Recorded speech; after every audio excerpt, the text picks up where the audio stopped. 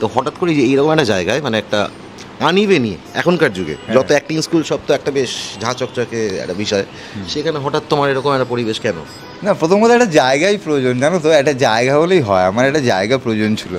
আর ঘটনা হচ্ছে যে তুমি যেটা বললে সেটা হচ্ছে আমি একটু মাটির কাছাকাছি থাকতে পছন্দ করি, মাটির কাছাকাছি ছেলে, এবং আমার মনে হয় যে এটা একটা ওই ইনস্টিটিউট ফরম্যাট নয়, এটা একটা পাঠশালা ফরম্যাট, এটা একটা ক্যাম্প ফরম্যাট।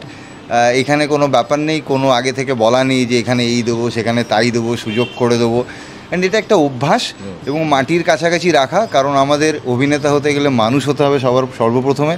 আর তুমি যেটা এসির কথা বললে, আমি ইচ্ছা করলে হয়তো এসি রুম অনেক ভাড়াও পাওয়া যায়, এখন অনেক কিছু করতে পারতাম, কিন্তু আমার একটা বেসিক জিনিস মনে হলো যে আমরা এসি ঘরে যতই অভিনয় শিখি না কেন, অভিনয়ের গুণগত মান করি না কেন, কিন্তু আমাদের প্র্যাকটিক্যাল কাজটা কিন্তু আমাদের সেই মাঠে নেমেই করতে হয়। একদম, মানে আমার যদি শুরুতেই অভিনয় শিখতে গিয়ে আমার এসির হাওয়ার ওই সুখটা গায়ে লেগে যায়, তাহলে আমি শুটিং করতে যখন গাছতলায় দাঁড়িয়ে থাকবো ঘন্টার পর ঘন্টা, আর আমাকে দাঁড় করিয়ে রাখবে সকাল ধরো 6টায় কল টাইম দিয়ে, হয়তো আমাকে রাতে আমাকে দিতে হবে, আমি তো সেই জন্যই তো তৈরি। এবং এই যে পেশেন্স, শুধু ভালো অভিনেতা হলেই হয় না, বা খুব ট্যালেন্টেড অভিনেতা হলেই হয় না, অনেক আচ্ছা ট্যালেন্টেড অভিনেতা, ভালো অভিনেতা, শুধু পেশেন্স নেই বলে হারিয়ে যায়, ধৈর্য।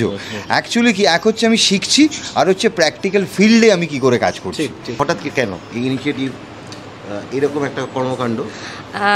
অ্যাকচুয়ালি আমি গ্রুমিংটা অনেক বছর ধরে করাচ্ছি, বিভিন্ন কোম্পানির হয়ে করাতাম। তো সেখানে স্টুডেন্টরা আমাকে বলতো, দিদি তুমি পার্সোনালি কেন শুরু করছো না?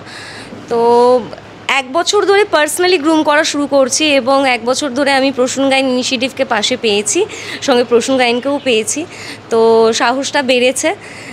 তো তাই এই শুরু করা। আমার মনে হলো যে শুধু মডেলিংয়ের গ্রুমিংটা নয়, আমার মনে হয় যে গ্ল্যামার ইন্ডাস্ট্রিতে শুধু মডেলিং বা গ্ল্যামার নিয়ে থাকলে হবে না, অভিনয়টা করাটা সবারই মেন ফোকাস, মেন উদ্দেশ্য কিন্তু ক্যামেরার সামনে অভিনয় করব, আমাকে সিরিয়ালে দেখতে পারবে, সিনেমায় দেখতে পারবে।